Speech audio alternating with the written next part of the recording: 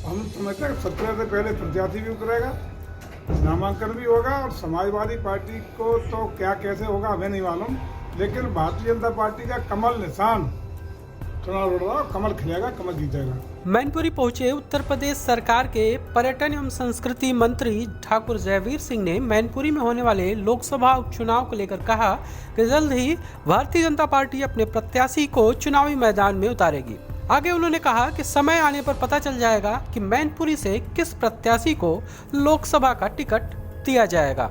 जिस तरह से समाजवादी पार्टी मैनपुरी को अपना गढ़ बताती है, तो इस चुनाव में वह किला भी ढहा दिया जाएगा और भाजपा भारी मतों से जीत हासिल करेगी। उन्होंने आगे कहा, समाजवादी पार्टी ने मैनपुरी से डिम्पल यादव को चुनावी मैदान में उतारा है, लेकिन समाजवादी पार्टी अब की बार मैनपुरी से चुनाव हारेगी और भाजपा जीत हासिल करेगी। लोकसभा उपचुनाव में भारी मतों से भारतीय जनता पार्टी का कमल खिलेगा और प्रत्याशी नहीं पूरा जनपद का हर एक व्यक्ति चुनाव लड़ेगा, क्योंकि यह पार्टी देश व प्रदेश में अच्छे कार्यों के नाम से जानी जाती है। आगे उन्होंने क्या कुछ कहा, सुनिए। समाजवादी पार्टी ने अपने प्रत्याशी उतार दिया मैनपुरी में, और आप यही मंत्री हैं मैनपुरी से, तो किस तरह अभी तक पार्टी ने कोई प्रत्याशी नहीं उतारा? कौन हो सकते हैं प्रत्याशी? मैनपुरी से समाजवादी पार्टी के प्रत्याशी तो इसलिए तेजी से उतार, उनको कोई, वो तो सपा सुप्रीमो है। हमारे यहाँ पार्टी डेमोक्रेटिक सिस्टम है। परसों ही हमारे पार्टी के प्रदेश के तमाम पदाधिकारी आए थे, चिंतन मंथन हुआ, विद्यार्थी जिले पर हुआ, आज प्रदेश पर भी चिंतन हो रहा है।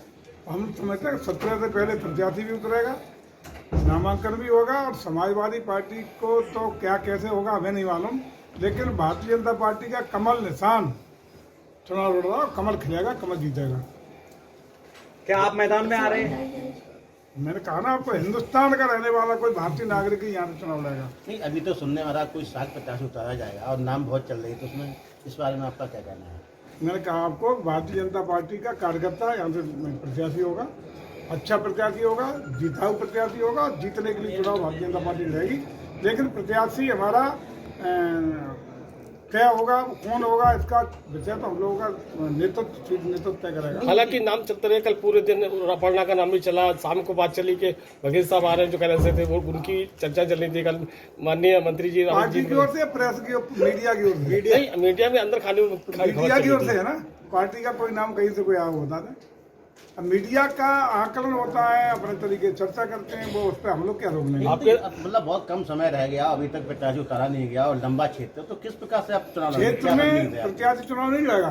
मैंने कहा भारतीय जनता पार्टी का एक एक कार्यकर्ता चुनाव लड़ेगा, और आज आप जाके दिखाइए, सेक्टर तक, मंडल तक लगातार बैठकें, तैयारी शुरू हो गई है, कार्य शुरू हो गया, चुनाव प्रचार शुरू हो गया, उसका पूरे विवेचित हो गई है, कहाँ कार्यालय बनना है, कहाँ चुनाव लड़ना है, कौन कहाँ प्रभारी होगा, कौन क्या देखेगा, वो सारी व्यवस्थाएं व्यवस्थित तरीके से चालू है। मंत्री जी, एक तरफ सहानुभूति, कर्म भूमि का शब्द का इस्तेमाल किया जाता है, आपकी पार्टी भी उस नेता को, दिवंगत नेता को सम्मान देती है, तो सहानुभूति हमारे साथ होनी चाहिए। लेकिन आप जब जनता के मुद्दों बीच में आते हैं, तो किन किन मुद्दों पे अब की बार चुनाव हुआ? क्योंकि यहाँ इससे पहले कुछ महीने पहले आपने विधानसभा चुनाव लड़ा था और काफी अच्छी फाइट भी रही थी, लेकिन लोकसभा उपचुनाव जो है, भारतीय जनता पार्टी जो समाजवादी पार्टी में इससे बड़ा चेहरा नहीं था। 2 बिंदु आप याद केवल कर लें।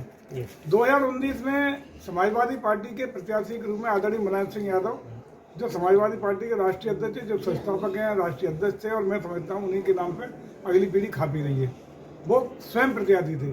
उन्होंने कहा था कि मेरा ये अंतिम चुनाव है, उससे ज़्यादा सहानुभूति का कोई मुद्दा नहीं हो सकता।